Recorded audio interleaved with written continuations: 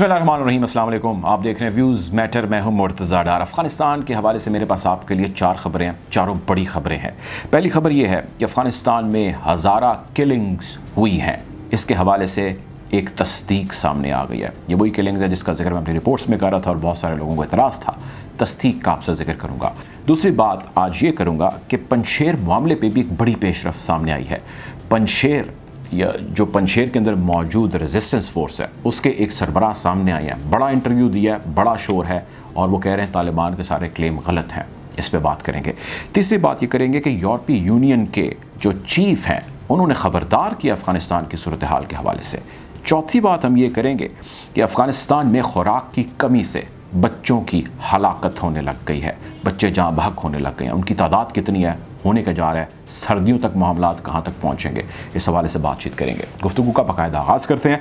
अगर आपने हमारे चैनल को सब्सक्राइब नहीं किया तो कर लें भाई, ताकि ऐसी मज़ीद वीडियोज़ आप तक बर वक्त पहुँच सकें। पहली बात, अफ़गानिस्तान में हज़ारा किलिंग्स पर एमनेस्टी इंटरनेशनल ने एक रिपोर्ट शाया की है।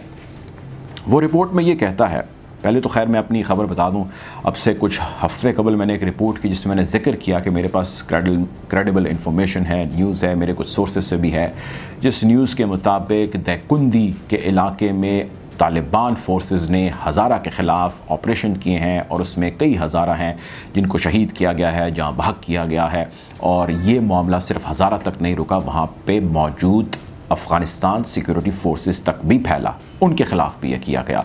उस हवाले से हमारे बहुत सारे कुछ दोस्त हैं जिनको एतराज़ था, उनका कहना था कि ये ख़बर जो है वो हमें दुरुस्त नहीं लगती, मैं एग्जैजरेशन से काम ले रहा हूँ, या मेरे पास क्रेडिबल इन्फॉर्मेशन नहीं है, या वगैरह वगैरह जैसे। तो उन लोगों को खैर ज़ाहिर है उनका राइट है कहना, वो बिल्कुल कह सकते हैं, लेकिन मेरा अक्सर ऐसे लोगों को ये कहना होता है कि आप यकीनी तौर पर अपना सेंटिमेंट ज़रूर सामने लेके आएँ, जज्बात सामने लेके आएँ, अपनी लाइकिंग सामने लाएँ, अपनी डिसलाइकिंग सामने लाएँ, लेकिन ग्राउंड पर मौजूद जो हक़ाइक़ हैं वो being journalist and being viewer मैं उससे डिनाई नहीं कर सकता। मुझे उनको सामने रखना है और उसकी बेस पे अपने फैक्ट्स को या उस फैक्ट्स की बेस पे अपने व्यूज़ को कायम करना है, ना कि जो मैं चाहता हूँ कि ऐसा हो जाए।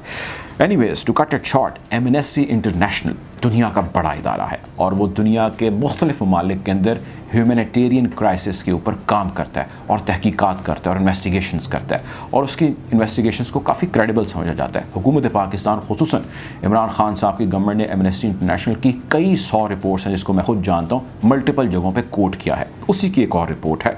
वो रिपोर्ट ये कहती है कि दैकुंदी के इलाके में 13 हज़ारा कम्युनिटी से ताल्लुक़ रखने वाले, यानी 13 शिया कम्युनिटी से ताल्लुक़ रखने वाले लोगों को कत्ल किया गया, उनको जाँ बहक किया गया, उनकी शहादत हुई। इसके अलावा वो ये भी कहता है कि 9 फ़ौजी थे अफ़गानिस्तान सिक्योरिटी फोर्सेस के जिनको पकड़ा गया, उन्होंने सरेंडर कर दिया और उनको सरेंडर किए जाने, उनके हथियार लिए जाने के बाद, उनके सरेंडर हो जाने के बाद 9 लोगों को भी जाँ बहक कर दिया गया, उनको भी गोलियाँ मार दी गई, वो भी मौके पे मर गए। 17 साल एक लड़की है जिसका नाम का जिक्र नहीं उन्होंने किया, लेकिन बताया कि एक 17 साल लड़की है, उसको भी मार दिया गया।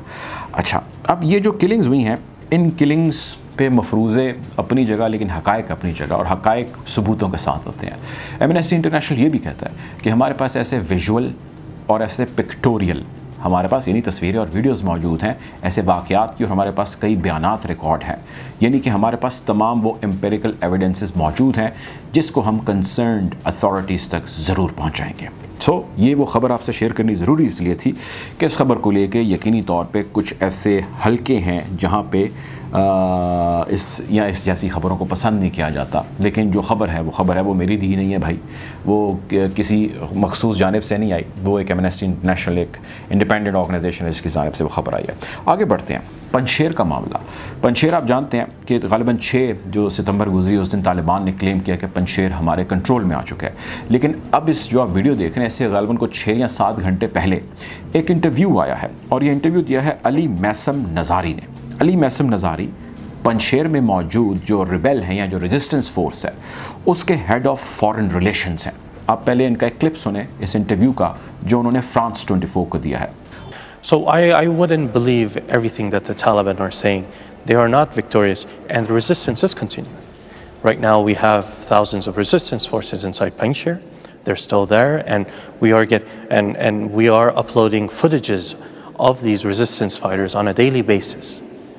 in the mountains of Panjshir, on the mountain tops, in the sub-valleys of Panjshir, and we control more than half of Panjshir at the moment. अभी आपने इनका इंटरव्यू सुना जिसके अंदर वो खैर 12 मिनट का एक इंटरव्यू है, तफसीली मैं उसका खुलासा आपको बता देता हूँ।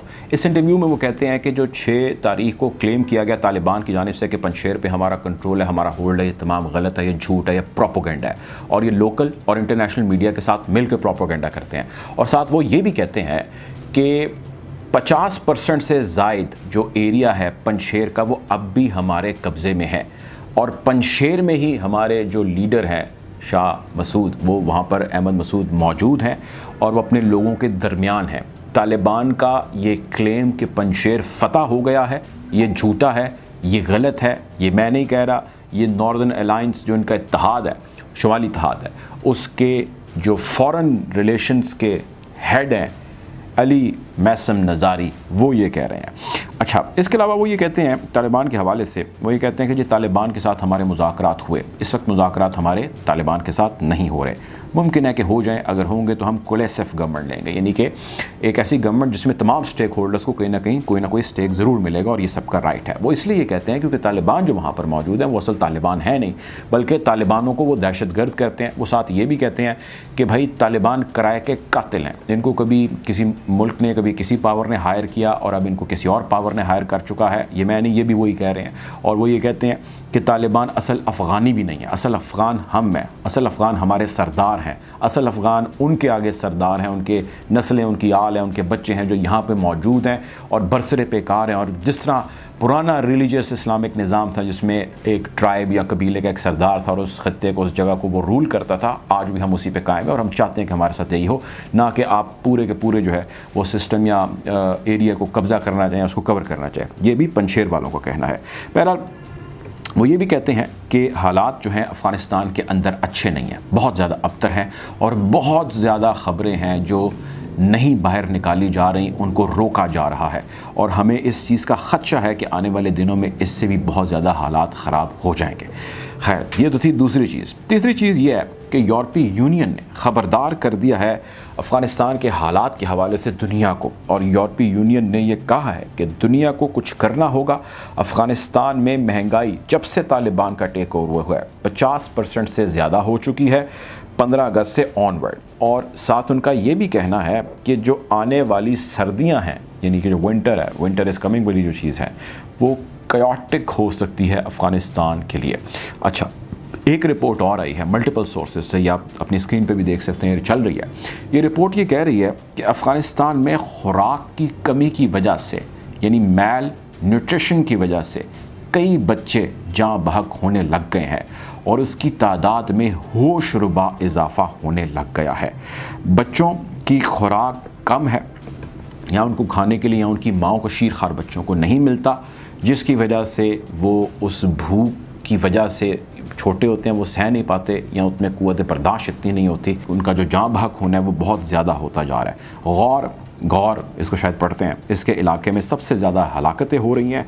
यूनाइटेड नेशन का कहना है कि इस खित्ते में होने वाली हलाकतों की तादाद का अंदाज़ा अभी लगाना कबल अज़ वक्त है, यानी हमें अभी टाइम लगेगा आपको बताने में कि यहाँ पे कितनी हलाकतें या कितनी अमवात हो चुकी हैं।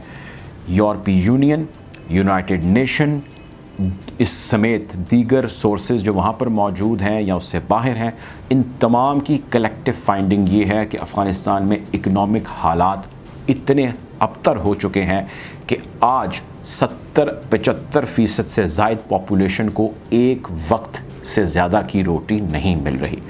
मेडिसिन नहीं है, डॉक्टर नहीं है, खाना पीना नहीं है, जो ज़रूरियात ज़िंदगी के लिए चीज़ें चाहिए वो नहीं है, सेफ्टी नहीं है, सिक्योरिटी नहीं है। सो हालात ख़ासे अबतर हो रहे हैं, तनख्वाहें नहीं हैं। इन अबतर होते हालात में लार्जली रिलायंस अफ़गानिस्तान का था फ़ॉरेन एड पे, जो कि हो चुकी है बंद, जो कि थी 9 अरब डॉलर एक साल की। इसके अलावा अफ़गानिस्तान से कहीं कोई चलाने के लिए मामलात नहीं थे। तो जितने लोग ये ख्याल कर रहे थे या जितने लोगों का ये कहना था कि तालिबान ये निज़ाम चला लेंगे अफ़गानिस्तान में जो मौजूद हैं, वो इंटरनेशनल कम्युनिटी से ख़ुद आज अर्ज कर रहे हैं, उनसे ये कह रहे हैं कि आप हमारे साथ ताल्लुकात को इस्तवार करें और हमारे साथ मिल के जो है वो आप मामलात को आगे लेके चलें। अब चीज़ें यकीनी तौर पे जब फाइनेंशियल कर्व लगता है तो हालात अबतर होते हैं। अबतर होने की रिपोर्ट्स मैं आपसे शेयर करता रहता हूँ, और उन अबतर हो जाने से उसका दायरा कार जो है या उसका पैमाना या उसका क्वांटम वसी होता है और वो नेबरिंग कंट्रीज़ तक फैलता है। ये नेबरिंग कंट्रीज़ को फिक्र करनी चाहिए कि वो इसके तदारुक के लिए क्या करेंगे। बहरहाल हम कोशिश करेंगे खित्ते की बदलती सूरत हाल के हवाले से आपको अपडेट रखें। अपना ख्याल रखें, दुआ में याद रखें। अल्लाह हाफ़िज़।